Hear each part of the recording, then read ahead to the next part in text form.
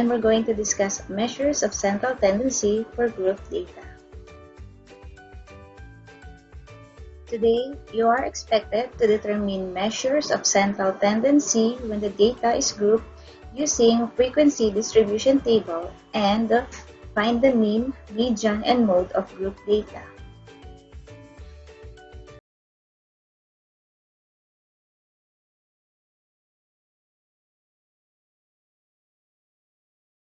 Use the frequency distribution table below to answer the following questions. Number 1. What is the mean of the given distribution? Answer B. 30.5. Number 2. What is the class interval containing the median? The correct answer, C. 31 to 35. Number 3. What is the median of the distribution?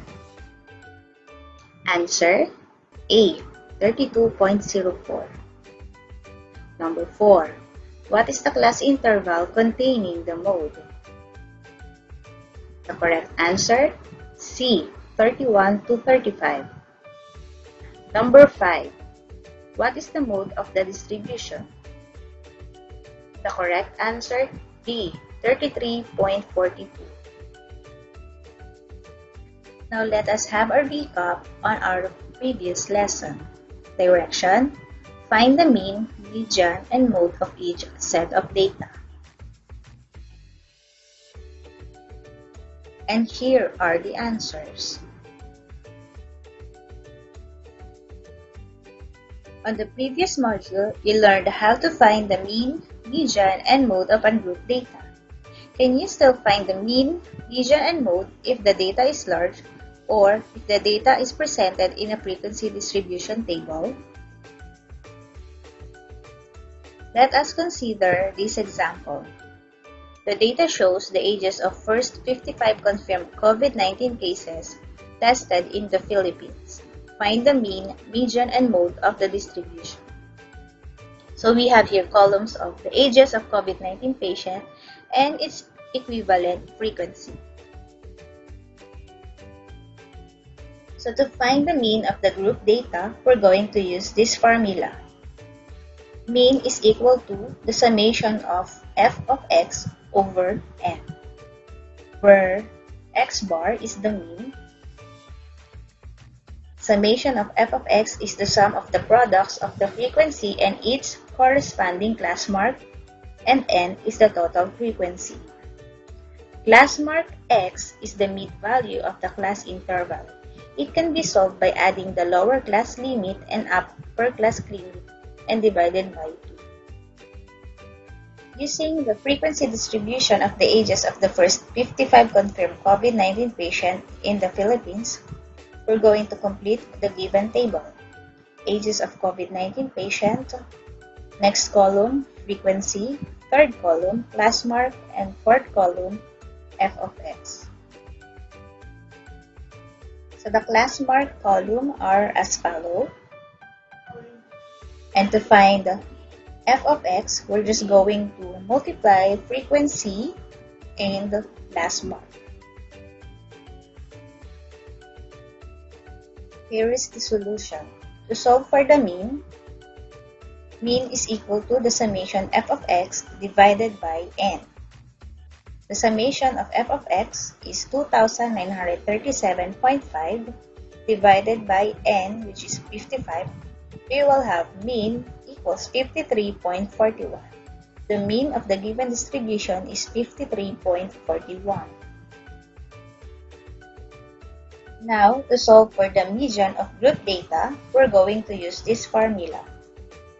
Median is equal to lower boundary of the median class plus the quantity of n over 2 minus less than cumulative frequency below the median class divided by the frequency of the median class times I, where x is the median, LB sub m is the lower boundary of the median class, Less than CFP is the cumulative frequency immediately below or lower than the median class. F sub m is the frequency of the median class, and I is the class size or the interval. Using the table on the given data, we're going to add two more columns. One column for the lower boundary and another column for the less than cumulative frequency. To get the lower boundary, subtract the lower limit of each class size to 0.05. And to get the less than cumulative frequency, we will start with the bottom frequency since the given data is in decreasing order. So first, write 5. Adding the upper frequency, which is 8, we will have 13. 13 plus 9, 22. 22 plus 12, 34. 34 plus 11, 45. 45 plus 7, 52. And 52 plus 3 is 55. To find the median class of the given distribution table, we're going to divide n by 2. So that is 55 divided by 2 is 27.5. Among the cumulative frequencies, we're going to find a number that is closest to n over 2 but not lower than n over 2. In this case, n over 2 is 27.5 and the closest number to it but not lower to it is 34. Now here is the solution. Lower boundary is equal to 49.5. Less than cumulative frequency below the median class is 22. Frequency of the median class is 12. Class size is 10.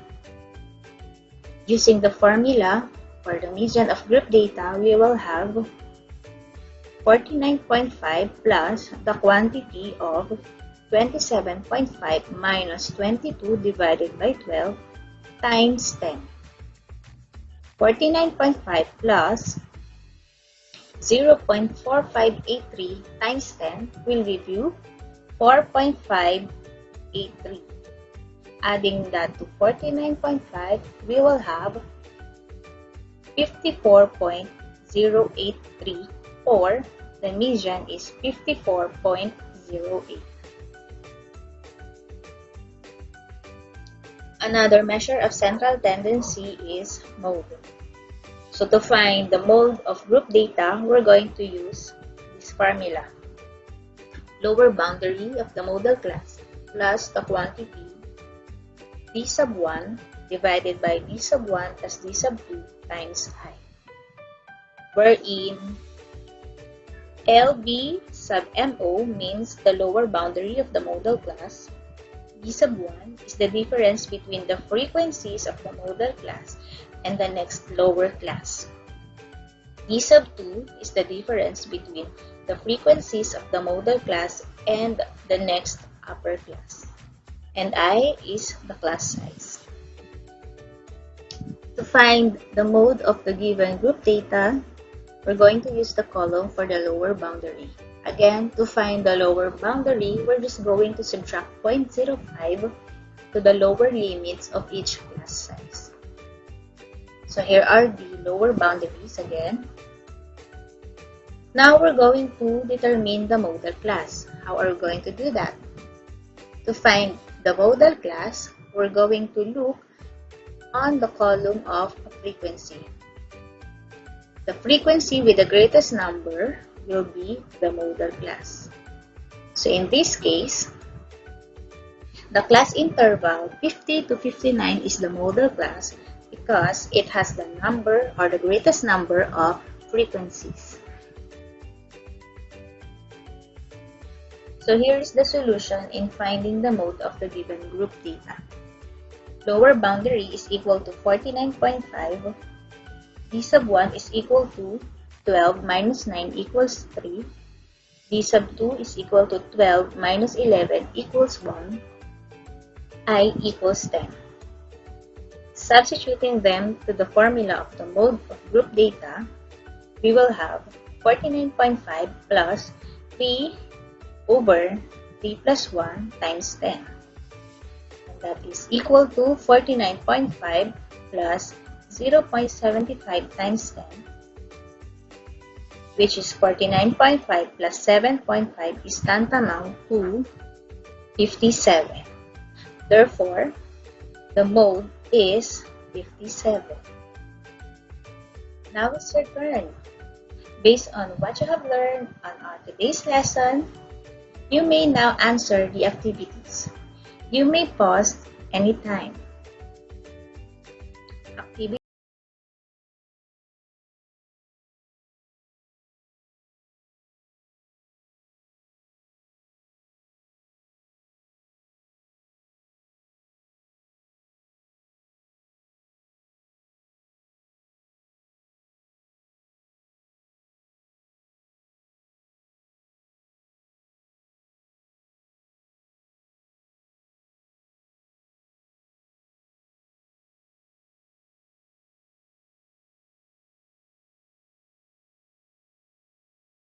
answers are correct, you may refer to the answer keys provided at the end of this video. Now, let us have a wrap-up of what we have learned on today's lesson. Let us answer the following questions. How do you solve for the central tendency?